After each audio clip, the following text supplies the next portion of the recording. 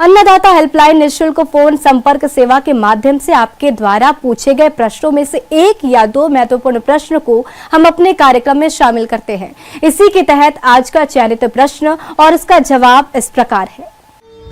अन्नदाता कार्यक्रम में आज जो प्रश्न हमने शामिल किया है उसे पूछा है गांव लोहरा, जिला श्री गंगानगर से मनोज धाकड़ ने। आप गन्ने की पेड़ी फसल के प्रबंधन के बारे में जानकारी चाहते हैं, तो मनोज धाकड़ जी आपकी जानकारी के लिए देखिए कार्यक्रम का यह अंश।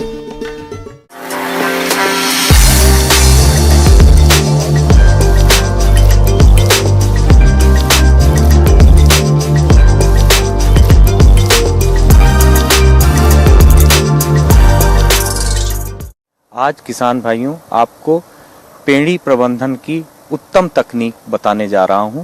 इसका प्रयोग करके आप अपने गन्ने के पेड़ी फसल का उत्पादन बढ़ा सकते हैं। पेड़ी रखने के लिए 5 बातों पे विशेष रूप से ध्यान दिया जाता है। सबसे पहली और मुख्य बात तो ये है कि फसल की कटाई उचित समय में करें, यानी टेम्परेचर अच्छा हो जाए, आपका 26 से 28 के बीच में आ जाए या 26 से 24 के बीच में आ जाए, तो उस समय इसकी कटाई करनी चाहिए। गन्ने की पेड़ी फसल से अच्छा उत्पादन लेने के लिए मुख्य फसल जब खेत में खड़ी हो तभी से कुछ जरूरी प्रबंधनों को अपनाना होता है और इसमें कटाई के समय तो विशेष ध्यान देने की जरूरत होती है, क्योंकि इस समय थोड़ी सी लापरवाही की वजह से पेड़ी फसल का अंकुरण ठीक ढंग से नहीं होता। तो कैसे करें गन्ना पेड़ी फसल का प्रबंधन जिससे फसल की अच्छी बढ़वार हो और आने वाले समय में भरपूर पैदावार मिले? वो इस प्रकार से है। आपको पूरी तरह से ये ध्यान देना है कि इसके जो ये कल्ले हैं ये नीचे से निकलेंगे, तो ये जमीन की सतह से इसकी कटाई की जाए। जमीन की सतह से हमारा अर्थ ये है कि इसमें कोई भी ठूंठ छूटे ना, और जैसे ही ये कटाई होता जाए इस पे हम 20 ml इथोफोन 100 लीटर पानी में घोल बना के इनके कटे हुए भागों पे स्प्रे कर दें। स्प्रे करने के बाद हम इसको जो है कुछ नहीं करेंगे। इसके बाद इसका दूसरा काम होता है कि इसमें हम इनके किनारे इसकी गुड़ाई कर दें। गुड़ाई करने के बाद हम पौधों के आवश्यक पोषक तत्वों को डालें। 1 हेक्टेयर के लिए 180 किलोग्राम नाइट्रोजन, इसके साथ ही साथ 80 किलोग्राम फास्फोरस और इसके साथ ही साथ पोटास 60 किलोग्राम और सल्फर 30 किलोग्राम अवश्य डालें, क्योंकि ये ही पौधों के आवश्यक पोषक तत्व हैं। फसल को पोषक तत्व अगर आप उचित मात्रा में नहीं देंगे तो उनका फुटाव या उनका उत्पादन घट जाएगा। तो पोषक तत्वों को हम डाल दें जिनकी कमी अब देखने में आई है, और 4 पोषक तत्व तो मुख्य रूप से है ही हैं, इनको तो आप डालें ही डालें। डालने के बाद हल्की सी सिंचाई कर दें। हल्की सी सिंचाई करने के बाद हम इनके बीच के स्थानों की एक बार गुड़ाई कर दें। जो सूखी पत्तियां इनकी निकली हुई है उसको खेत से बाहर ले जाएं, बाहर रख दें। बाहर रखने के उपरांत फिर इनको हम जब गुड़ाई कर लें तो एकांतर रूप से एक नाली को छोड़ के दूसरी नाली में उनका बिछा दें, ताकि उसमें खरपतवार का प्रकोप न होने पावे।